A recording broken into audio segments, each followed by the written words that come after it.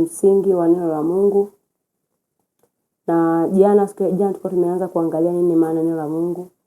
Tukaona maana kadhaa za neno la Mungu na tukaona faida ambazo muamini anazipata kwa kulishika neno la Mungu.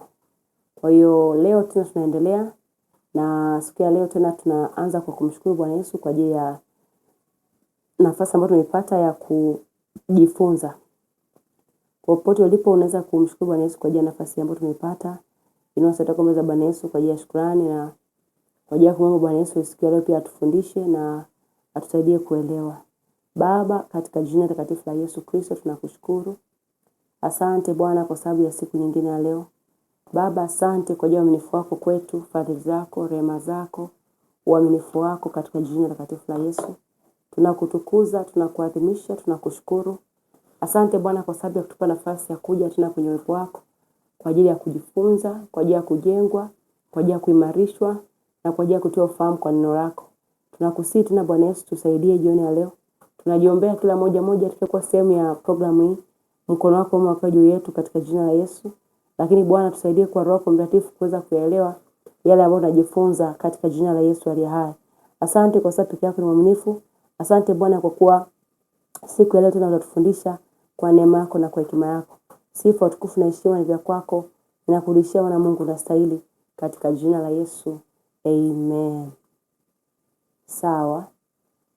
Jana kama nilivyotangulia kusema mwanzoni wakati tunaanza kufundisha kwamba tulikuwa tunajifunza kwa habari ya msingi wa neno la Mungu.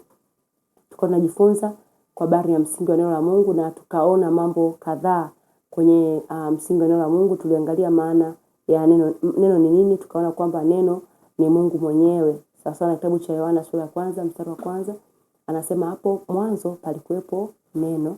Anasema naye neno alikuwa kwa Mungu, naye neno alikuwa Mungu. Sasa unaangalia kwamba anapoongea hiyo kauli kwamba hapo mwanzo kulikuwako neno, naye neno alikuwako. Alikuweko manake ni kiumbe hai. Sio ni nafsi hai, sio kitu, sio maandishi. Anasema alikuwako, alikuwa ni mtu. Na ukiendelea pale mbele ndo kabisa unaona anasema huyo mwanzo alikuwa kwa Mungu. Anasema vyote vilifanyika kwa huyo, pasipo huyo hakuna chochote ambacho kilichofanyika ambacho kilifanyika. Anasema ndani yake ndimo ulikuwa uzima na ule uzima ulikuwa nuru ya watu. Anasema mstari wa 5 nayo nuru yang'aa gizani wala giza halikuwepo. Mstari wa 6 anatuambia palitokea mtu ametumwa kutoka kwa Mungu. Anasema nani? Jina lake ni Yohana. Anasema huyu alikuja ili aishuhudie nuru. Unaona? Anasema yani anaanza kueleza sasa, anamuelezea mtu. Kwa hiyo unagundua kwamba neno la Mungu sio kitu. Neno la Mungu sio maandishi. Neno la Mungu ni Mungu mwenyewe. Na nikawapa sababu jana, nikawaambia kwamba neno la Mungu ni Mungu kwa sababu kadhaa. Jambo la kwanza ni kwamba neno la Mungu limeandikwa kwa uvuvio wa Mungu Roho Mtakatifu. Kwamba Mungu Roho Mtakatifu aliwavuvia watakatifu wa zamani, kama mtumishi wa Mungu Petro anavyosema ya kwamba aliwavuvia watakatifu wa zamani ili kwamba waweze kuandika yale mambo. Kwa hiyo hawakuandika kwa akili zao. Anasema hakuna unabii mahali popote ambao uliandikwa kwa akili za mtu, uliandikwa kwa mapenzi ya mtu. Lakini watu watakatifu wa Mungu walinena mambo ambao walikuwa wamevuviwa na Roho Mtakatifu. Sawa? Kwa hiyo neno la Mungu ni Mungu kwa sababu yamevuviwa, yana pumzi ya Mungu mwenyewe, yana uvuvio wa Roho Mtakatifu. Lakini pia nikakwambia kwamba neno la Mungu ni Mungu kwa sababu neno la Mungu ni mawazo ya Mungu. Ni mawazo ambayo Mungu yameandikwa kwenye maandishi. Yaani kwamba Mungu angeweza kuongea na wewe kwa maneno, lakini akaamua kuyaweka kwenye mtindo wa nini, wa maandishi. Nikatoa mfano, nikasema kwamba kwa mfano ikitokea mtu unataka kuongea na mtu, labda kumpigia simu, then akakwambia bwana siwezi kuongea saa hizi, labda niko maeneo ambako siwezi kuongea. Sasa anakuambia kwamba niandikie SMS. Uwezi ukasema kwamba ile SMS ambayo amekuandikia sio yeye. Maana kila alichokuandikia ni mawazo yake. Kila alichokuandikia ndicho lengo ambalo alitaka ulisikia au ulipate kutoka kwake. Hivyo neno la Mungu ni mawazo ya Mungu mwenyewe. Kwa hiyo Mungu ameamua kutuandikia sisi kila ambacho anakiwaza kwa habari yetu, anachokiwaza kwa habari ya maisha yetu, anachokiwaza kwa habari ya kila kitu kinachohusu sisi, amekiweka kwenye mtindo wa maandishi. Kwa unaposoma neno la Mungu, unasoma mawazo ya Mungu. Kwa hiyo neno la Mungu ni Mungu mwenyewe.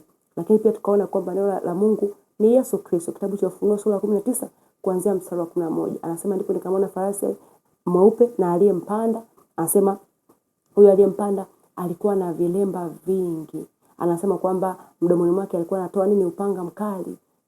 Lakini anasema kwamba huyo alikuwa amevaa vazi lililochovya katika damu na jina lake aliitwa Neno la Mungu.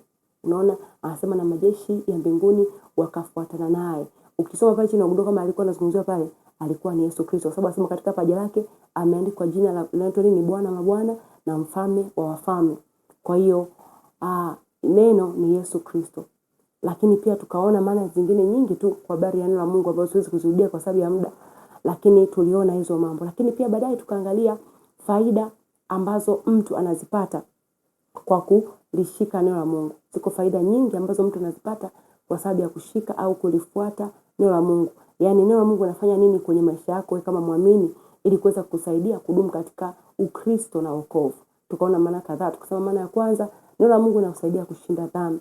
Kwamba unapokuwa umeweka neno la Mungu katika moyo wako, umelifanya neno la Mungu kuwa ndio standard ya maisha yako, neno la Mungu linakusaidia kushinda dhambi. Kitabu cha Zaburi ya 119 mstari wa 11 anasema moyoni mwangu nimeliweka neno lako ili nisije nikakutenda dhambi. Kwa hiyo unapokuwa neno la Mungu, jana nikaeleza nikawaambia kwamba kinachosaidia mtumishi wa Mungu yeyote uweze kushinda dhambi ni kwa sababu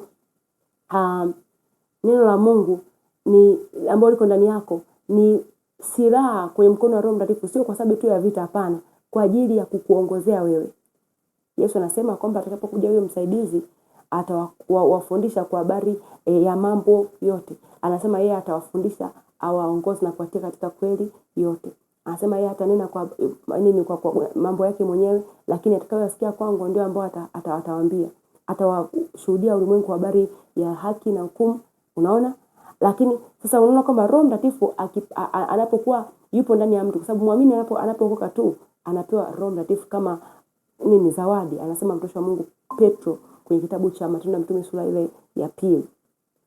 Kwa hiyo sasa muamini anapokuwa na Roho Mtakatifu ndani, Roho Mtakatifu anafanya kazi kwa kutumia neno la Mungu. Kumbuka Yesu anasema kwamba hatafanya jambo lolote ambalo hajalipata kutoka kwangu. Kwa hiyo Roho Mtakatifu hata kuongoza wewe, hata kusaidia wewe nje ya neno la Mungu. Na hatatumia neno la Mungu ambalo liko nje yako, atatumia neno ambalo liko ndani yako.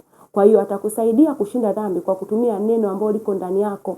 Kuna wakati ambao mtu wa Mungu unaweza kupitia mazingira ambayo yanakishawishi, ambayo yanakuvuta kwenye kufanya dhambi na kumkosea Mungu.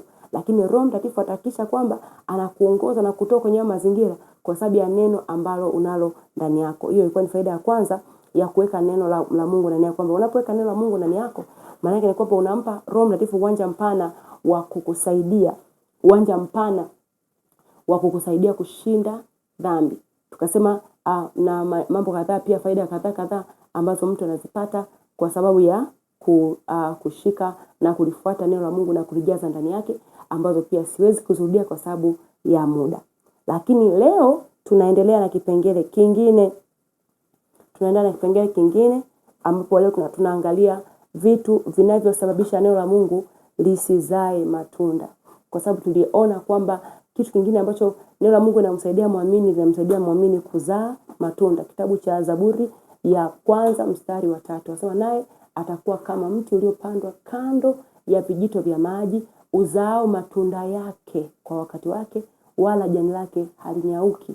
Kwa hiyo mtu wa Mungu unapokuwa unasema kwamba mimi ni muamini then ninafuata neno la Mungu, ina maana kwamba tunategemea kwamba lile neno ambalo umelipata, lile neno ambalo limeingia ndani yako lizae matunda. Kuzaa matunda maana yake nini? Kuzaa matunda maana yake ni kwamba likuletee matokeo. Kuzaa matunda maana yake ni kwamba likusaidie kuweza kupata mabadiliko kwenye maisha yako, lakini pia likusaidie kuweza kufanya baadhi ya mambo, kufanya vitu, kuchukua hatua. Sasa kuna vitu ambavyo vinafanya neno la Mungu lisizae matunda au neno la Mungu lisiwe na matokeo kwenye maisha ya muamini. Liko baadhi ya vitu ambavyo vinafanya kwamba neno la Mungu lisiwe na matokeo kwenye maisha yako. Unaweza kwamba ukasikia neno la Mungu, unaweza ukahubiriwa, unaweza ukafundishwa, unaweza ukasikiliza video au ukasikiliza audio, yaani ukasoma mwenyewe Biblia na usipate matokeo. Sasa nini kinasababisha neno la Mungu lisikuletee matokeo wewe kama muamini? Tunaanza kusoma kitabu cha Mathayo sura ya 13 mstari wa 1 mpaka wa 23. Hii ni Bible study, kwa hiyo wanapenda kwamba niwe na Biblia yangu kabisa ya kusoma ili kwa sababu ni fundisho na tunakwenda taratibu ili watu waweze kuelewa. Kitabu cha Mathayo sura ya 13 kuanzia mstari wa tuanzie wa kwanza. Anasema siku ile Yesu akatoka nyumbani, akaketi kando ya bahari. Wakamkusanyikia makutano mengi, hata akapanda chomboni, akaketi na ule mkutano wote wakasimama pwani. Akawaambia mambo mengi kwa mifano akisema, tazama, mpanzi alitoka kwenda kupanda. Hata alipokuwa akipanda, mbegu nyingine zilianguka karibu na njia. Ndege wakaja wakazila. Nyingine zikaanguka penye miamba pasipokuwa na udongo mwingi, mara zikaota kwa udongo kukosa kina. Na jua lilipozuka ziliungua kwa kuwa hazina mizizi, zikanyauka. Nyingine zikaanguka penye miba, ile miba ikamea ikazisonga. Nyingine zikaanguka penye udongo mzuri, zikazaa 100, 60, 30. Mwenye masikio na asikie. Sasa hii account inaendelea huko mbele baada ya wanafunzi kwenda kumuuliza kwamba ule mfano wa mpanzi unamaanisha nini. Akaanza kuambia kwamba zile ambazo zianguka kwenye njia ni wale watu ambao wanasikia neno la Mungu lakini hawaelewi. Anasema adui huja akachukua neno ambalo liko kwenye mioyo yao kwa sababu hawajaelewa. Lakini wale wa pili ambao wameanguka penye miba, anasema penye mwamba, ni wale ambao wanalisikia neno na wanalifurahia kwa muda kitambo tu, lakini ukitokea udhia au ukitokea dhiki wanaachana nalo. Na wale ambao wameanguka kwenye miba ni wale ambao wanasongwa na shughuli na udanganyifu wa mali. Shughuli za dunia na udanganyifu wa mali, hawaivishi chochote. Na wale wanne ni wale ambao wamepandwa kwenye udongo mzuri, ambao hawa wanazaa 100, 160 na 130. Sasa tunaanza vitu vinavyosababisha neno la Mungu lisizae matunda, lisikusaidie. Unakuwa kila siku unajifunza neno la Mungu lakini halikusaidii. Sababu ni nini? Kwa nini kwa mtu mwingine unaona kwamba ameanza kubadilika kitabia, ameanza kubadilika kifikra, ukianza kumsikia maneno yake unagundua huyu mtu amebadilika, matendo yake yamebadilika, kuongea kwake kumbadilika, kuenenda kwake kumbadilika, lakini wewe unagundua ni kana kwamba neno la Mungu kwako halina matokeo yoyote. Kuna sababu kadhaa. Sababu ya kwanza inafanya neno la Mungu lisizae matunda kwako ni kwamba haulielewi. Kuto kulielewa neno linalofundishwa. Yaani kwamba mtu anaweza akafika mahali ambapo akalisikia neno la Mungu, lakini neno la Mungu lile lisifanye nini? Lisieleweke ndani yake. Asilielewe. Unaona? Sasa je, neno la Mungu mtu unalielewaje? Jambo la kwanza la kujua ni kwamba kuelewa neno la Mungu sio jambo ambalo linakuja tu automatically. Ni kitu ambacho unatakiwa kukidesire, unatakiwa kukitamani kwamba natamani kuelewa neno la Mungu. Kitabu cha Luka sura 24 mstari wa 49 tunaona habari za Yesu wakati yuko na wanafunzi. Anasema kwamba ndipo akawavuvia akili zao wapate kuelewa na maandiko. Unajiuliza, amekaa nao miaka 3.5. Wanasema hivyo scholars, watu wa Bible scholars, kwamba alikaa na wanafunzi miaka 3.5 akiwa anazungumza nao kila siku. Anasema alikuwa akiwafundisha kila siku. Aliwafundisha kwenye masinagogi, alienda nao nyumbani kwa watu, alienda nao nyikani, alienda nao mlimani. Sasa kwa nini mwishoni kwenye kitabu cha Luka anasema akawavuvia akili zao wapate kuelewa na maandiko? Ina maana siku zote walikuwa hawaelewi? Hilo ndio swala kujiuliza. Unagundua kwamba kuelewa neno la Mungu ni jambo la kulitaka, ni jambo la kudesire. You desire to understand the word of God. Kwa hiyo siku zote unaposoma neno la Mungu, na kuna watu wamekuwa akisema kitu kwamba mimi nikisoma Biblia sielewi, sijui inazungumza kuhusu nini, unakuwa kama yule towashi wa Kushi. Anasema alikuwa ameketi kwenye gari lake akiwa anasoma kitabu cha Isaya. Lakini anasema akawa haelewi. Anasema je, nawezaje kuelewa asipokuwa mtu wa kunifafanulia? Sasa kweli kabisa Mungu ni mwaminifu kwamba amegundua kwamba ni kweli tunakosa kuelewa. Kuna wakati sisi wenyewe neno la Mungu hatuwezi kulielewa sisi wenyewe. Kwa ametuletea watu wale wa huduma 5, ametuletea walimu, ametuletea wainjilisti, ametuletea mitume, ametuletea manabii na wachungaji kwa ajili ya kutusaidia. Anasema kwa ajili ya watu wapo kwa ajili ya kulijenga kanisa. They are there to edify the church. Kwa hiyo sasa mtumishi wa Mungu yuko pale mbele anafundisha. Mungu ndo amemleta kwako sasa ili aweze kulifafanusha neno lako. Kwa sababu kitabu cha Zaburi ya 119 mstari wa 130 anasema kufafanusha neno lako kwa nini? Kwa mtia nini mjinga hekima, kwa tia nuru na kumfahamisha mjinga. Yes, kufafanusha neno lako kwa tia nuru na kumfahamisha mjinga. Hasa mtumishi wa Mungu yuko pale mbele anafafanusha neno la Mungu. Bado hiyo haitoshi kwamba tu yuko pale mbele analifundisha. Lazima wewe udhamirie moyoni mwako kama nataka kuelewa. Sasa unafanyaje ili kuelewa neno la Mungu? Ziko njia kadhaa ambazo mimi nimeziona kwenye neno la Mungu za kusaidia kuelewa neno la Mungu. Kuelewa neno la Mungu haiji automatically. Inakuja kwa wewe kwanza kudhamiria kwamba nataka kulielewa neno. Na baada ya hapo ni kwa wewe kufika mahali na kuchukua hatua kadhaa. Jambo la kwanza, unatakiwa kujiombea. Kama ambavyo Yesu aliyofanyia wanafunzi kitabu kile cha Luka 24:49 ni kwamba anasema kwamba aliwavuvia akili zao wapate kuelewa na maandiko. Wewe pia unapaswa kujiombea. Na ndio maana ni muhimu sana kabla tujaanza kujifunza tunasema hapo kwamba tuombe kwa ajili ya kuelewa neno la Mungu. Ile sio bahati mbaya. Hatufanye vile kama maonyesho, hatufanye vile kama utamaduni au kama dini. Tunafanya vile kwa makusudi kabisa kwamba tunataka kulielewa neno la Mungu. Kwa njia ya kwanza ni kujiombea. Kitabu kile cha Waefeso sura ya kwanza kuanzia mstari wa 17 na nini. Waefeso sura ya kwanza mstari wa 17. Anasema Mungu wa Bwana wetu Yesu Kristo, Baba wa utukufu, awape ninyi roho ya hekima na ufunuo katika kumjua yeye. Macho ya mioyo yenu yatiwe nuru. Unaweza kujiombea hivyo tu. Nimesikia watumishi wa Mungu wanasema kwamba nilimsikia mwalimu Kasege anasema alijiombea kama miezi 6 something. Nikasoma pia kitabu cha Kenneth Hagin anasema alijiombea. Nilimsikia pia Bishop Ibrahim Mamasi anasema kwamba alijiombea ombi. Lengo lake ni nini? Ni kwamba hivi kuelewa ni jambo ambalo linakuwa kwenye yani ufahamu wako na uelewa wako katika mambo ya Mungu unakuwa, unaongezeka. Kwa usipokuwa na tabia ya kujiombea, unashika Biblia unasoma, unajiombea, unasikiliza mafundisho, unajiombea. Na leo kuna muhimu pia hata kuombea ibada. Kuombea Bwana Yesu, naomba ninapoingia ibadani siku ya kesho, nipe neema ya kuelewa neno lako. Sio sawa kuingia kwenye nyumba ya Mungu ukiwa hujajiandaa kwa chochote. Unategemea kwamba mtumishi wa Mungu aongee kitu na uelewe bila kujiandaa. Hapana. Kitabu cha Mika nadhani anasema unatakiwa kujiandaa unapoenda imani mwa Mungu. Kwa hiyo moja njia ya kujiandaa ni kujiombea. Kumwambia Bwana Yesu na kuomba nisaidie. Nivuvie akili zangu nipate kuelewa maandiko. Na advantage moja ambayo unayo sasa wewe una Roho Mtakatifu. Yesu alisema kitabu cha Yohana anasema kwamba huyo Roho atakapokuja atawafundisha na kuwakumbusha yote niliyowaambia. Unaona? Kwa hiyo Roho Mtakatifu yupo kwa ajili ya kufundisha wewe. Ni wewe tu kudesire, kutaka. Unatakiwa kutaka kwamba nataka kuelewa. Kwa hiyo najiombea. Nasoma neno la Mungu. Sasa ili kutimiza wajibu au ili kuonekana kwamba ninataka yani nisiwe na ile hatia kwamba sijasoma neno la Mungu leo. No, nasoma neno langu nataka kuelewa. Kwa hiyo najiombea Roho Mtakatifu. Yesu alisema kwamba utakapokuja utanifundisha, utaniongoza na kunitia kwenye kweli yote.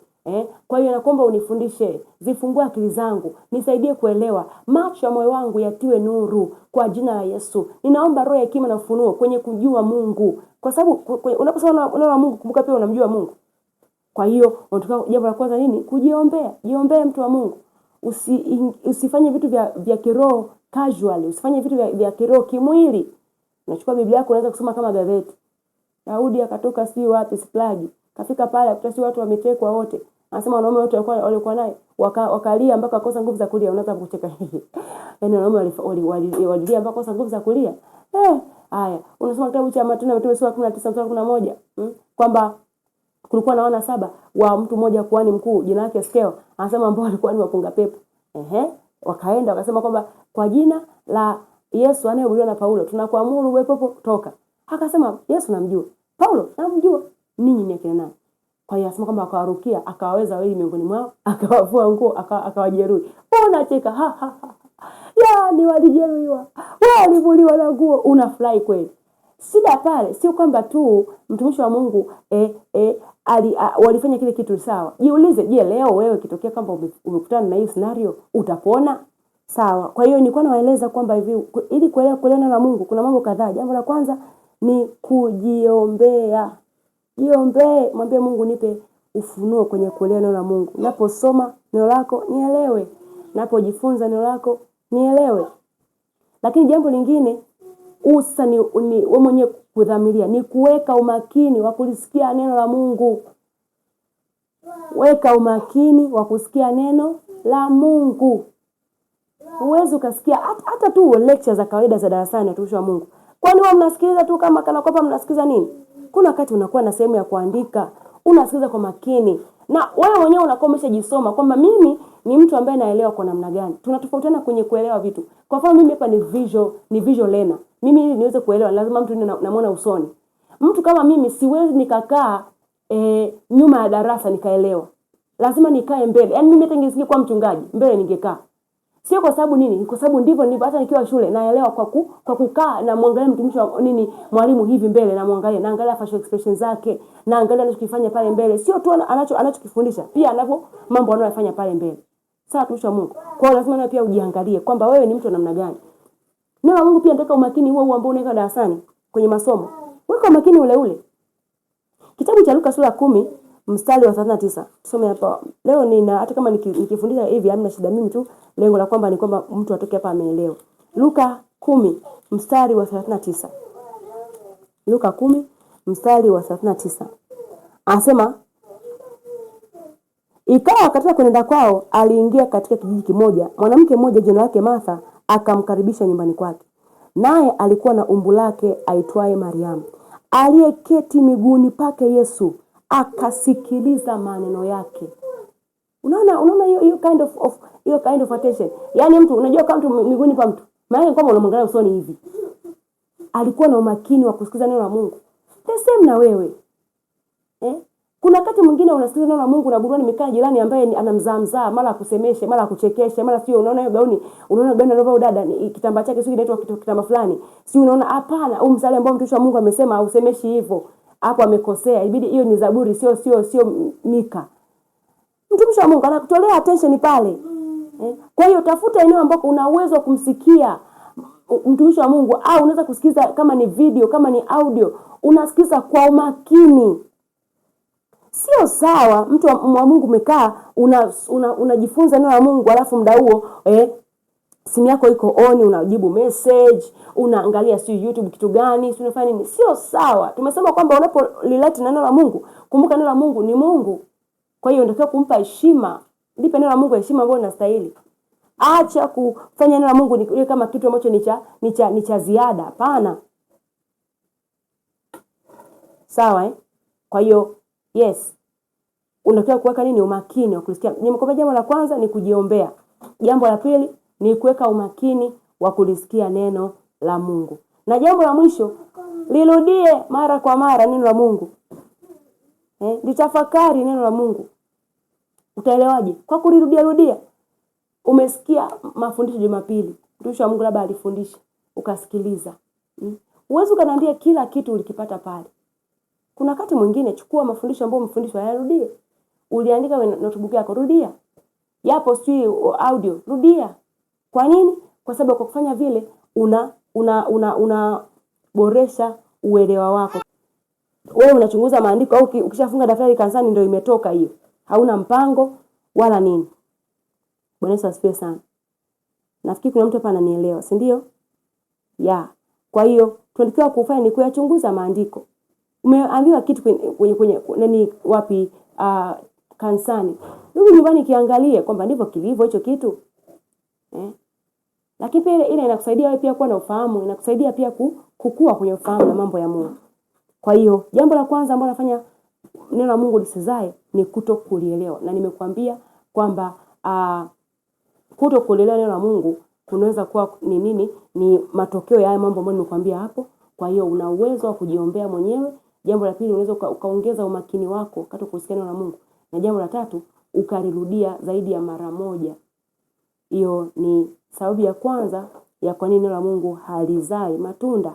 Sababu ya pili ambayo inafanya kwamba watu wasizalishe kitu wakisikia neno la Mungu ni dhiki na udhia au mateso na changamoto.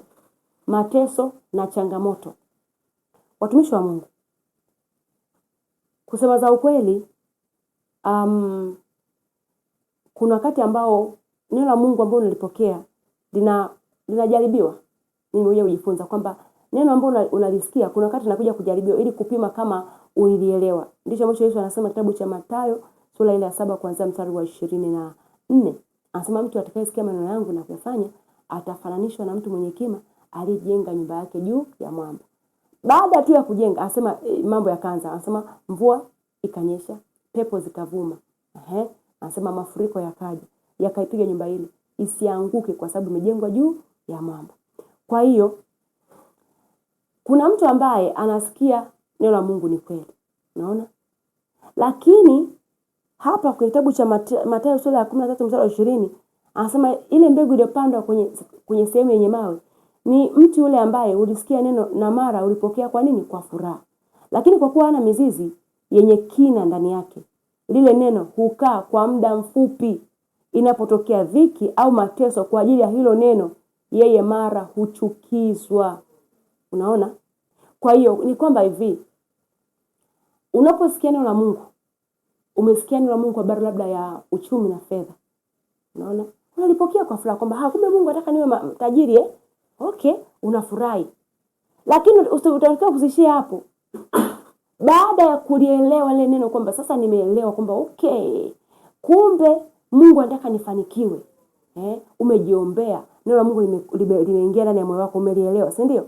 Jambo la pili, ni lazima hilo neno litengeneze imani ndani yako, litengeneze msimamo kwamba ni kweli Mungu anafanikisha. Yaani ile kwamba mimi hajanifanikisha haimaanishi kwamba afanikisha. Unaona? Hiyo inasaidia. Kuna wakati ambapo unashangaa kitu umekisikia, mtumishi wa Mungu, umefundishwa, lakini inatokea tu kwamba kunatokea jambo ambalo linaweza kama vile linataka kuleta, yani kama kukuuliza kwamba ni kweli ulielewa hili neno? Ni kweli unaamini hiki kitu? Kwa hiyo lazima unaposikia neno la Mungu fika mahali utengeneze msimamo kwamba mimi kitu ndivyo kilivyosema ndivyo na mimi ninavyokiamini. Kwamba limesema Mungu kwamba anafanikisha na mimi naamini kwamba anafanikisha. Ile kwamba bado sijafanikiwa haimaanishi kwamba Mungu alichosema ni uongo. Ile kwamba napitia vipindi vya kuhitaji na ukosefu wa fedha haimaanishi Mungu ni muongo. Najua neno la Mungu linasema kitabu cha Rumi 3:4 ya kwamba Mungu aonekane kuwa kweli na wanadamu wengine wote kuwa ni waongo. Kwa Mungu akisema kitu ni kweli, ile kwamba hakijafanikiwa kwangu au hakijatimia kwangu haitanifanya mimi nimkasirikie Mungu au nione kana kwamba Mungu ni muongo. Mungu hawezi kuwa muongo. Ni kwa anasema kitabu cha Zaburi 89. Anasema neno moja nimeapa kwa utakatifu wangu, sitamwambia Daudi uongo. Mungu hawezi kusema uongo. Kwa neno lake ni kweli. Ile kwamba hajitokea kwako haimaanishi kwamba sio kweli. Kwa hiyo lazima baada ya kuliamini au kulielewa neno la Mungu, lazima utengeneze imani. Kaa chini, anza kulimeditate ile neno. Anza kulimeditate mpaka lijenge imani, kwa sababu imani inakuja kwa kusikia na kusikia huja kwa neno la Kristo. Kwa unapoanza kulitafakari neno, mpenzi, naomba ufanikiwe katika mambo yako yote na kuwa na afya yako kama roho yako ifanikiwavyo. Mungu anataka kumbe nifanikiwe rohoni, anataka nifanikiwe kwenye mwili wangu, anataka nifanikiwe kwenye nafsi yangu. Anataka niwe na kila kitu. Kwa hiyo ile kwamba neno hajatokea kwangu haimaanishi kwamba Mungu ni muongo, haimaanishi kwamba Mungu hatanipa. Hiyo itakusaidia kwamba unapokutana na situations ambazo zinakuletea shida au zinakuja question kama kile ambacho umekipokea au umekisikia ni kweli au sio kweli, ubaki kujua kwamba hiki kitu ni kweli, naamini Mungu amesema na mimi ninakubaliana na kile ambacho Mungu amekisema. Hiyo ilikuwa sababu ya pili ya kwa nini neno la Mungu alifanya kazi kwa watu. Ni kwamba watu wengi wakikutana na shida au wakutana na matatizo ambayo kutokana na ambayo neno wamelisikia, wanajisikia kukwazika kana kwamba mbona Mungu ni kana kwamba ni hajaniambia ukweli au hili neno sio kweli. Mbona nilikuwa naamini kwamba labda nitapona huu ugonjwa au sitaumwa, mbona nimeumwa? Nilikuwa naamini kwamba nitapata faida mahali fulani sijapata. Anajisikia kukwazika. Kuna wengine mpaka wanaachaga na imani, wanaacha kusali, wanaacha kuwakunania. Lakini kwenye biashara mtu anaweza kupata hasara na asiache biashara. Kwenye kazi mtu anaweza kupata shida kazini na asiache kazi. Ni kwa mambo ya Mungu tu. Unajua kwa nini kule kwingine watu hawaachi? Ni kwa sababu wameshakuwa persuaded kwamba hii biashara mimi itanifanikisha. Whether imenikata au hajanikata nitaendelea kufanya. Kwa nini? Anaamini kwamba itanifanikisha. Na neno la Mungu ni the same. Lazima uamini kwamba litakufanikisha, litakuzalia matunda ukiliamini. Na jambo lingine, sababu nyingine ambayo inafanya watu wasizae matunda, neno la Mungu lisizae matunda katika maisha yao, ni shughuli za dunia na udanganyifu wa mali. Shughuli za dunia na udanganyifu wa mali. Watumishi wa Mungu, Ni kweli kabisa sisi tunaishi duniani na tunatamani sisi pia kuwa na vitu, kuwa na fedha, kuwa vizuri kiuchumi, lakini haimaanishi kwamba tu neglect mambo yetu ya kiroho. Kuna watu kwa sababu tu ya shughuli ambazo wanazifanya, anajikuta kwamba ana muda mchache sana kumtafuta Mungu. Lakini kumbuka kwamba kwenye ufalme wetu sisi kufanikiwa sio matokeo ya shughuli nyingi. Kitabu cha Zaburi ya 127 kuanzia mstari wa kwanza anasema Bwana asipoujenga mji, wanaojenga wanafanya kazi bure. Bwana asipoulinda mji, waulindao wakesha bure. Napenda huo mstari, ngoja nisome hapa kama ilivyoandikwa ili nisije nika paraphrase vibaya. Mstari wa 3. Mstari wa 2. Anasema hivi, kazi yenu ni bure mnaoamka mapema na kukawia kwenda kulala. Ndio shughuli za dunia hizo, shughuli za dunia. Unaona? Kwamba mnawahi kuamka, mnashoka kwenda kulala na kula chakula cha taabu. Yeye humpa mpenzi wake usingizi. Sio kwamba usifanye kazi, mtu wa Mungu. Sijasema hivyo. Lakini kanuni ya ufalme ya kufanyikisha inasema kitabu cha Mathayo sura ya 6:33 ya kwamba utafuteni kwanza ufalme wa Mungu na haki yake, na yote mtazidishiwa. Haimaanishi kwamba usifanye kazi, lakini pia haimaanishi kwamba uneglect mambo yote ya Mungu kwa sababu ya kufanya kazi peke yake. Unajua kuna siku nilikuwa nimetoka nyumbani naelekea mjini. Nilipoona yale mahangaiko ya mjini, mara ukapanda bajaji, ukashuka bajaji, ukaingia kwenye duka, ukatoka nini, hesabu mzigo umefika, umeshusha, umepakia, si umfanya nini. Usipokuwa makini, yale mambo yanaweza yakakuzoa, au mambo yanaweza yakakufanya nini, yakakufunika, ukakosa muda na Mungu kabisa. Upo kazini, umeingia kazini kidogo, sije umeingia mgonjwa, hujakaa sawa, huyu nimevunjika kidogo, jino linaniuma, au mwingine ana shida ya akili. Kwa hiyo you are busy, yani you are occupied. Usipokuwa makini utajipata kwamba hautakuwa na muda na Mungu. Nasema nini? Nasema hivi, kama kweli wewe ni mtu ambaye ni mtoto wa Mungu na unamcha Mungu, haiwezekani ukaprioritize kazi kuliko Mungu. Mama unasema wewe ni mchungaji. Mimi pia ni mchungaji, naambia ukweli, na uchungaji pia una kazi nyingi vile vile. Wanaokaa hapa mbele wanajua. Una kazi nyingi vile vile. Hujakaa sawa, ukapiga simu na umwa, hujakaa sawa, sijui huyu kafanyaje, kama amelazwa, sijui imekwaje, amerudi nyuma, sijui ana shida na mume wake, sijui imekwaje, mara sijui mwingine anapata shida ya nini. Usipokuwa makini na wewe pia unaweza kukuzoa katika huduma hiyo ambayo unamtumikia Mungu, ukajikuta kwamba hauna muda na nani? Na Mungu. Hauna muda na neno. Sijasema kuhusu watu ambao mnafanya kazi nyingine ambazo sio za huduma. Na huduma pia ipo. Hebu assume mtu ambaye ni mtumishi wa Mungu, alafu kila siku analikwa kwenye nini? Kwenye mikutano. Kila posta ambayo unaiona kwenye mikesha yupo. Kwenye mikutano ya nje yupo. Semina za ndani yupo. Uinjilisti yupo. Mtu kama huyo anapata wapi muda wa kukaa na Mungu? Mnasikia kusema? Maana ni kwamba lazima mtu ujitengenezee mfumo ambao utakusaidia kuweza kuendelea kudumu katika Mungu hata katikati ya shughuli nyingi. Na ndio maana unakuta Yesu, ngoja niambie mfano wa Yesu. Siku moja nilikuwa nasoma habari za Yesu nikashangaa sana. Neno Mungu linaniambia kwamba Yesu alikuwa ni mtu ambaye alikuwa akiamka asubuhi na mapema aenda hekaluni. Na akifika hekaluni watu wamejaa wanamngoja. Siku moja akasema ngoja nitafute sehemu nikakae. Kuna siku moja alisikia habari kwamba Yohana amefariki. Akasema kwamba akajitenga mahali pasipokuwa na watu ili akakae tu. Mimi nilimuelewa sababu alikuwa katika mwili. Maana kile kifo cha Yohana kilimuuma. Kwa hiyo anaenda kutafuta sehemu apate kama solace, apate kukaa na kuomba Mungu na nini. Lakini anasema anashangaa watu wao wanamfuata. Na anasema walikuwa nakaa naye mpaka kuna siku anasema kwamba akaambia wanafunzi wake wavuke kwenda ng'ambo, akawashuhudia pande kwenye chombo. Yeye akaanza kuaga makutano. Alipomaliza kuaga makutano, hakwenda chomboni. Anasema akapanda mlimani, akaomba hata zamu ya 4 usiku, hiyo ni saa 9 usiku. Unanisikia? Kutoka jioni akaenda akapanda mlimani, akaenda kuomba. Mahali pengine anasema kwamba alikuwa anaamka kabla nini ya watu hawajaamka kwenye Marko 1:35. Anasema akaamka kabla usiku haujaisha, akaenda mahali pasipokuwa na watu, akaenda kuomba huko. Kwa nini? Alikuwa anatengeneza atmosphere ya kuwa na ushirika na Mungu kabla mambo mengine yote. Alijua kwamba hata hii huduma isipokuwa makini ina uwezo wa kunifanya nisiwe na ushirika na Mungu. Na ndio maana unasikia Yesu anasemaje? Anasema sio kila mtu ananiambia Bwana Bwana atakaingia katika ufalme wa mbinguni. Kwa nini? Kwa sababu kuna watu ambao ni wafanyakazi wa Mungu, sio marafiki wa Mungu. Ni wafanyakazi wa Mungu lakini hawana ushirika na Mungu. Anaamka tu asubuhi cha kwanza, mtu akisema hala mchungaji, nisaidie dukani kwangu. Papara si shida gani? Ameenda dukani. Anarudi, mchungaji, mtoto wangu hapumui. Anarudi, sijui mchungaji, nani amfariki? Kwa hiyo nijipata kwamba siku yake yote Yesu alikuwa ni mtu ambaye alikuwa amejaa, alikuwa na shughuli, hajakaa sawa. Nani baba yake binti Yairo amekuja, Yairo mwenyewe, njoo tunakafufua mwanangu. Akiwa njiani, mwanamke mwenye issue ya kutoka damu miaka 12 anamshika pindo, hajakaa sawa. Mwingine amekuja, naomba unihurumie nitakase. Mwingine anakuja. Alikuwa ni mtu ambaye he was a busy man, lakini katikati ya mambo yote hayo alitafuta muda wa kukaa na Mungu peke yake. Nachosema ni nini? Ni kwamba nawe pia katikati ya shughuli zako, wewe una shughuli kuliko Yesu. Yesu alikuwa na shughuli, mtumishi wa Mungu alikuwa busy. The man was so busy. Alikuwa amezungukwa, amezingirwa na makutano. Nasema maelfu walikuwa wanataka wanakanyagana, wako wengi. Kila mtu anasema alikuwa anamrukia wengine, mpaka fika mara ibidi wakina Petro aanze kumlinda. Hasija Bwana kalauliwa kwa sababu kila mtu anataka mguse. Wamegundua mpaka mavazi ya Yesu yana uponyaji. Unaelewa? Wao simuliana kwamba mwanzo nifika pale hata sikuombewa, nilishika tu pindo nikapona. Sema kumbe shida ni pindo tu. Naenda. Lakini mtu wa Mungu ilikuwa alifika mahali akagundua kwamba hii huduma, hii biashara, hii ndoa, haya masomo siwezi kufanya bila Mungu. Hii kazi siwezi kufanya bila Mungu.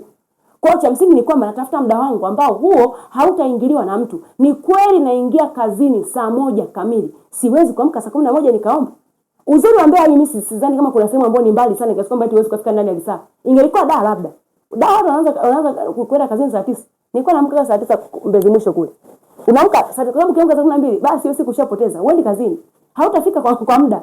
Unaenda saa 5 asubuhi, umetoka nyumbani saa 12. Kwa hiyo lazima utoke saa 11, saa 10. Unaona? Lakini still bado mimi siamini kwamba katikati ya mambo uwezo kufanya nini? Uwezo kumtafuta Mungu. Nachosema ni nini? Ni kwamba usipokuwa makini shughuli za dunia na udanganyifu wa mali, una uwezo kufanya ukafanya neno la Mungu ndani yako lisizae matunda. Kwamba jambo la kwanza usiwe na ushirika na Mungu, na jambo la pili kile chote ambacho umefundishwa, ambacho umekiona kwenye neno la Mungu kisikuzalie matokeo. Kwa hiyo lazima ujifunze kujitafutia muda wako binafsi, muda ambao hauna interaction na watu wengine. Kuna wakati mwingine niambie kweli, hata tu kuwa hivi sijui mama, una watoto. Ratiba zako hazipo kama zamani. Sasa hizi una majukumu, una watu ambao wanakuangalia. Kwa hiyo usipokuwa makini, utashangaa muda wako wote umemezwa na shughuli za nyumbani. Huyu kafanya nini? Huyu kavunja kikombe, huyu kaingia kwenye ndoo, huyu kamwaga unga, huyu kafanya nini? Hujakaa sawa saa 10 hii jioni. Hata kula hujala, kuoga hujaoga. 11 Yesu anaweza kuandaa chakula cha jioni. Saa 3 umechoka hoi. Baba nakushukuru, amen, umelala. Kwa lazima ujitafutie, ujijengee system ya kujitafutia muda wa kukaa na Mungu binafsi. Una uwezo wa kuamka mapema kabla wengine. Muda ambao una utulivu, muda ambao watoto wamelala. Unaweza kaamka. Muda ambao unajua kwamba kwa sababu ukichelewa kuamka, unajua jambo la kwanza akili yako yote itakuwa kwenye kazi. Nichelewa kazini, sio mzigo, sio na nini. Amka muda ambao unajua nitakuwa free, nitakuwa na uwezo wa kujiachia mbele za Mungu, nikasoma neno, nikaomba Mungu bila interruption yoyote ile. Then nikaendelea na ratiba zangu. Nafikiri kuna mtu nimemsaidia hapa. Sawa. Na jambo lingine ambalo linafanya neno la Mungu lisizae matokeo ni tamaduni zetu, mila na desturi ambazo tumezikuta kwenye jamii zetu ambazo tunaishi. Kuna mambo ambayo kabla hujaokoka ulikuwa wewe pia unayafanya pengine au unayaangalia au unayashiriki nyumbani. Mila fulani, wengine tulikuwa tunakwenda kwa waganga, wengine tulikuwa tunaenda kutambika kwenye makaburi ya mababu. Wengine kuna mambo tulikuwa tunafanya ambao alikuwa kuna namna yalikuwa. Sasa hizi umeokoka. Usipokuwa makini ukachukua zile mila ambazo ulikuwa unazifanya wakati hujaokoka ukazichanganya neno la Mungu, mtumishi wa Mungu hautazaa matunda. Paulo anamwambia Timotheo, anamwambia hivi kwamba bali hadithi za kizee sio kwa dini usizisikilize, usizifuate. Kwa nini? Kwa sababu hayo mambo ulikuwa unafanya zamani wakati bado hujaokoka, hujamjua Mungu. Lakini sasa umemjua Mungu. Sasa umeokoka. Neno la Mungu ndio kwa kipaumbele cha kwanza, ndio kwa ndio standard ya kwako ya maisha na wala sio kile ambacho desturi inasema. Mtoto akizaliwa inabidi sio umfunge si kitu gani. Kwa sasa umeokoka. Unajua kwamba neno la Mungu linasema ya kwamba hii Zaburi 127 mstari wa ngapi? 3. Anasema tazama wana ndio urithi wa Bwana na uzao wa tumbo ni thawabu. Unaona? Mungu anaweza kulinda watoto wako. Mungu anaweza kuangalia watoto wako. Sio lazima umfunge sio kitu gani ndio kama wewe ulinzi, hapana. Ukijenga nyumba, sio lazima uzike kichwa cha kuku au cha mbuzi au cha nini mlangoni pale getini. Saizi umeokoka. Neno la Mungu anasemaje? Lazima ujue na Mungu anasema, kwa sababu usipofanya hivyo, ni kama utachanganya desturi za wazee wako na mambo ambayo Mungu anasema na hautapata matokeo yanayostahili. Yesu anawaambia Mafarisayo, anasema ninyi mmezishika desturi kuliko, yani mmeona bora desturi kuliko neno la Mungu. Walikuwa wameshika mapokeo kuliko neno la Mungu. Musa akusema hivi, Musa alikataa hiki, Musa akusema hiki. Yani kwao ilikuwa ni bora mtu afe, lakini sio mtu ashughulikiwe siku ya Sabato. Kwa sababu Musa alikataa, Musa alisema, unaona? Lakini Yesu anasemaje? Anasema mmelifanya neno la Mungu lisio kutokuwa na nini? Na matokeo, kwa sababu ya mapokeo yenu. You've made the word of God of none effect because of your what? Ayo mapokeo mliopokea kutoka kwa wazee wenu. Kwa hiyo nawe pia utakiwa kukua makini. Unajua kama mimi nimeshaokoka. Mapokeo gani ambayo nimepokea kutoka kwa wazee wangu ambayo ina uwezo wa kufanya neno la Mungu lizae matunda kwenye maisha yangu? Hayo mambo unapaswa kuyaacha. Unayaachaje? Kitabu cha Warumi sura ya 12 sura ya 2. Anasema nanyi mgeuzwe kwa kufanya upya nia zenu. Si sawa? Kwa hiyo unaanza kukubali neno la Mungu kwamba huu ndio ukweli. Sio ukweli. Nisema neno la Mungu sio ukweli. Neno la Mungu ni kweli. Yes. Hii ndio kweli. Hii ndio namna sahihi ya kufanya vitu. Hiyo ndio namna sahihi ya kuendesha ndoa. Hiyo ndio namna sahihi ya kulea watoto. Hiyo ndio namna sahihi ya kuendesha huduma. Sifanye vitu kwa desturi na mila zetu. Nafanya vitu kwa sababu ya neno la Mungu. Jambo lingine ambalo nafanya neno la Mungu lisiwe na matokeo ni kutokuliamini. Kutokuamini. Unaona? Niambie ukweli. Kuna wakati unaweza ukasoma Biblia hivi ukasema hapana wewe.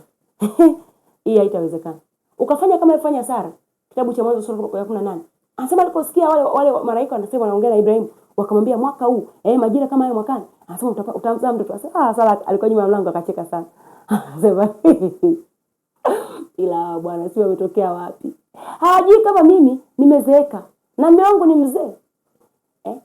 Sara alikuwa na maisha hivi, mimi hata kupata siku zangu kama mwanamke nimekoma. Sina uwezo wa kushika mimba tena. Unaona?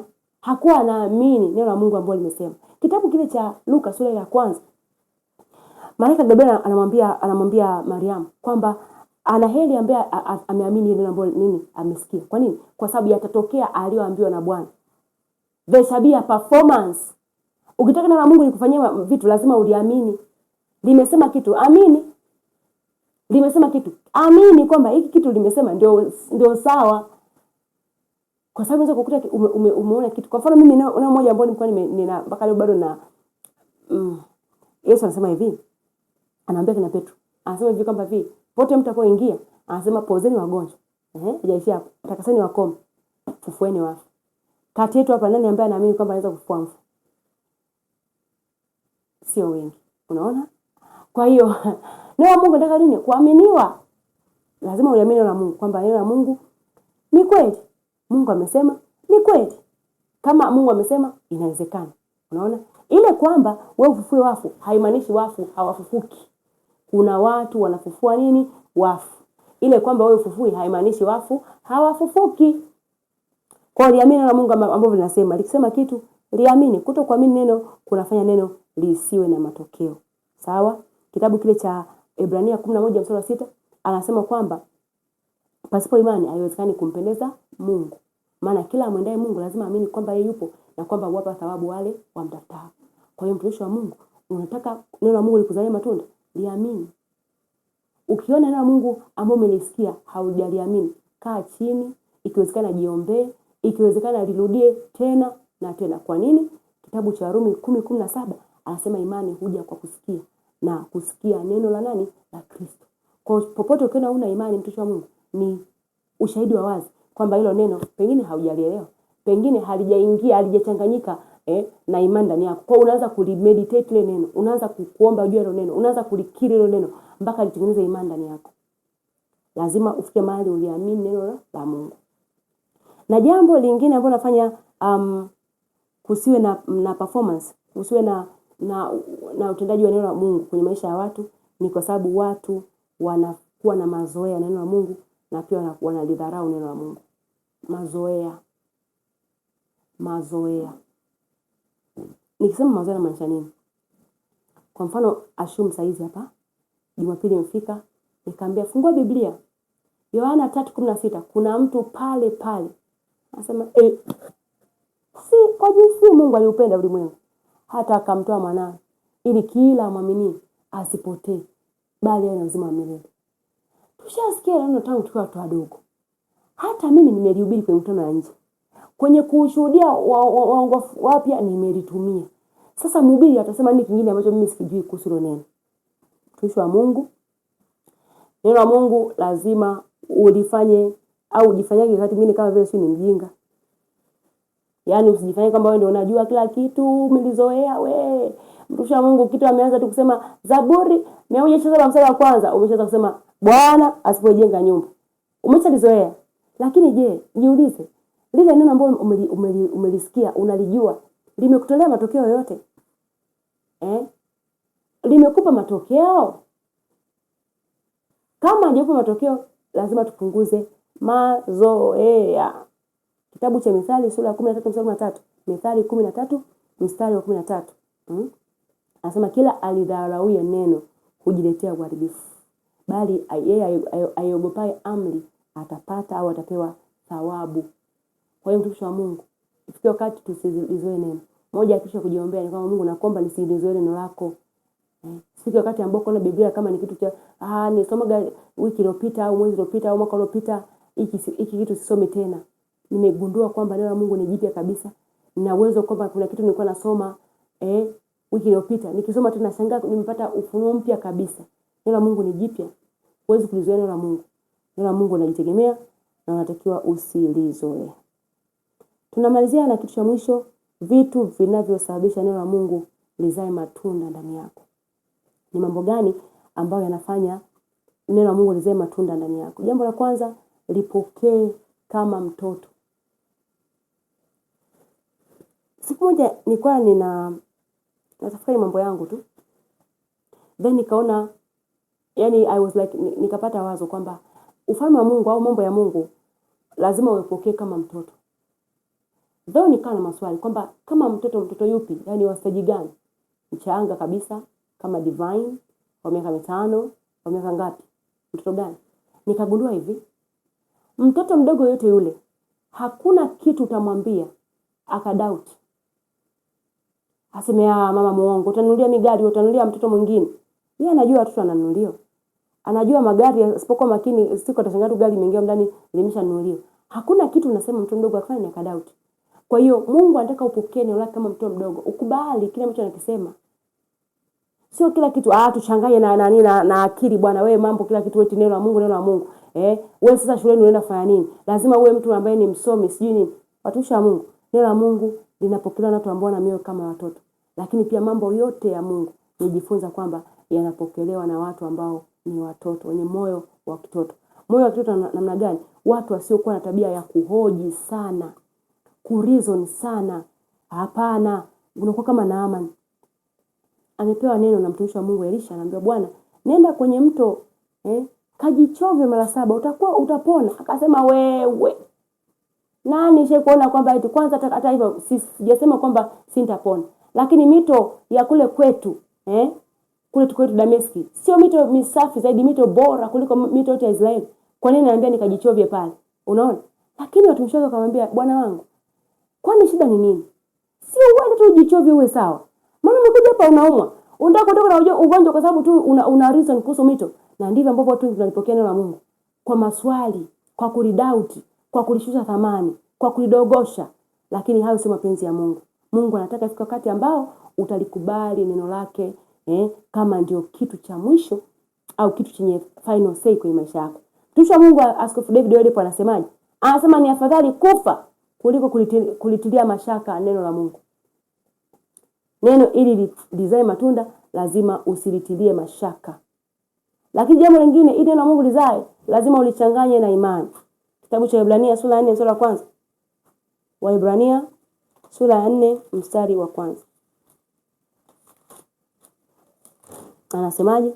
Asa basi ikiwa ikaliko ahadi ya kuingia katika raha yake, na tuogope mmoja wenu asije akaonekana ameikosa.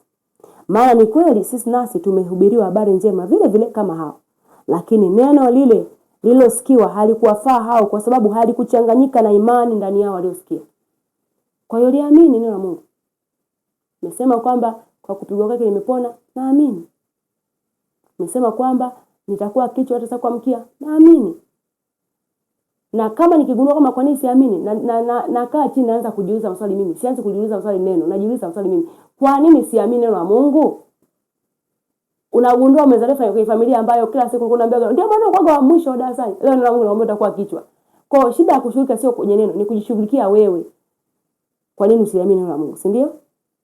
Jambo lingine ni kwamba hakikisha unalielewa neno la Mungu. Nimekupa njia 3 za kulielewa neno la Mungu pale mwanzoni. Nimekuambia unaweza kujiombea, unaweza pia kulisikiza neno la Mungu kwa utulivu na kwa umakini. Lakini jambo la 3, una uwezo wa kurudia mara nyingi. Itakupa uelewa. Kwa hiyo hakikisha unalielewa neno la Mungu. Unataka neno la Mungu likozaliwa matokeo, lielewe. Lakini jambo lingine, hakikisha unaangusha kila wazo na kila kitu kinachojiinua kinyume cha neno la Mungu. Ni kweli kabisa. Ndio kama nilipo nasema hapa. Kuna vitu ambavyo tumevipitia kwa muda mrefu, vimekuwa ni kama uhalisia wetu kwa muda mrefu sana. Usipokuwa makini, vina uwezo wa kupingana na neno la Mungu. Umesikia siku zote nyumbani kwenu kwamba sisi nyumba hii ni maskini, Afrika ni maskini, Tanzania ni nchi maskini. Kwa automatically unajipata akili yako imekuwa wired kwenye umaskini. Leo Mungu akwambia kama wewe utakopesha sasa. Tanzania tu kama nchi inakopa. Itakuwa mimi ndio nikopeshe. Unaelewa? Ina maana hapo kinachoongea ni ule ufahamu, ile wiring, that mentality ambayo umekuwa nayo tangu ukiwa mdogo. Tangu ukiwa unakuwa, umeona kwamba nyumbani kwenu kulikuwa kuna upungufu wa vitu, kuna upungufu wa fedha. Fedha ilikuwa nyingi. Vitu vyote ilikuwa lazima tu mgombaniane. Yaani kila kitu cha kula mlikuwa mnagombaniana, mavazi mnagombaniana, uniform mnagombaniana, kila kitu. So umekuja kuwa mkubwa. Unaona neno Mungu anasemaje? Na Mungu wangu atawajalizeni kwa kila mnachokihitaji kwa kadri ya utajiri wake katika utukufu. Wanasema wewe hata sasa hizi unapoishi, unaweza kuwa na fedha mkononi, lakini unatamani kwenda ununue chakula sasa hizi, baadaye ukanunue tena, kwa sababu umezoea ile lack na nini mentality, ile insufficiency mentality iko ndani yako. Lakini unatakiwa ushughulikie hiyo, uangushe kila kitu ambacho kinapingana na elimu ya Mungu. Pengine umeshuhudia nyumbani kwenu watu walikuwa wanaumwa tangu ukiwa mdogo. Umeshuhudia watu wakiwa wanakufa tangu ukiwa mdogo. Leo hii Mungu anakuambia kwa nini miaka mingi nitakushibisha na kuonesha nini wema wangu. Nasema hivi itakuwaje? Mimi naamini kwamba nyumbani kwetu watu wago wanakufa akiwa na umri fulani. Hicho kitu pia ni cha kupambana nacho kwa kuamini kwamba kweli Mungu atanishibisha kwa siku nyingi na kunionyesha fadhili zake. Lakini pia jambo la mwisho ni kwamba unatakiwa kuchukua hatua. Mtumishi wa Mungu Yakobo, kitabu cha Yakobo sura ya 2, anatueleza, anasema kwamba imani pasipo matendo imekufa. Neno la Mungu umepewa, mtumishi wa Mungu, umesikia kwa habari ya jambo fulani. Neno la Mungu linasema kitu fulani. Anza kufanyia kazi. Kwa mfano tunasoma kitabu cha Mathayo sura ya 25 kuanzia mstari wa 14. Tunaambiwa habari za wale watu ambao walikuwa wamepewa talanta. Mwingine alipewa talanta 10, talanta 5, mwingine 2, mwingine 1. Yule mwenye 5 akachukua hatua. Unaona, alipochukua hatua akapata matokeo. Wa mbili pia akachukua hatua. Yule wa 1 anasema aliogopa na alimjua bwana wake kwamba ni mtu mgumu, hasa ni mtu mgumu, anavuna asipopanda. Inawezekana pia unasikia maneno mengi ya Mungu. Mungu kupitia neno lake anakupa vitu vingi vya kufanya. Anakupa ideas. Anakupa chukua hatua hii, fanya hivi. Mwingine umeambiwa tu kwanza kufanya mambo ya kawaida tu. Mwingine kuna vitu punguza kufanya, mwingine punguza usingizi, mwingine punguza uvivu, mwingine acha sijui marafiki fulani, mwingine acha mahusiano fulani, mwingine anza kuamka labda mapema, mwingine sijui funga, mwingine sijui tafuta amani na watu, anza kuongea tu na watu. Lakini hauchukui hatua yote. Mtumishi wa Mungu usipochukua hatua, uwezekano ni mkubwa kwamba usione matokeo ya neno la Mungu. Ukipata neno la Mungu, lifanyie kazi. Jiombee, mwambie Mungu, nimepata hii siri kwenye neno lako, na kuomba nifanyie kazi. Nimepata hii siri kuhusu masomo yangu, na ifanyia kazi. Nimepata hii siri kuhusu biashara, na ifanyia kazi. Nimepata hii siri kuhusu mradi fulani, nafanyia kazi. Kwa kufanya hivyo, basi neno la Mungu litakuzalia matokeo na utaona matunda ya neno la Mungu kwenye maisha yako. Basi hii ni sehemu ya kwanza ya msingi wa neno la Mungu. Tutakuja kujifunza siku nyingine, tutajifunza na sio kesho, obviously kesho tutaanza somo lingine, lakini tutakuja kujifunza kwa wakati mwingine. Tutakuja part ya pili ya neno la Mungu. Tutajifunza mambo mengi kuhusu neno la Mungu huko, na naamini Bwana atakuwa na wakati mzuri na tutajifunza sana.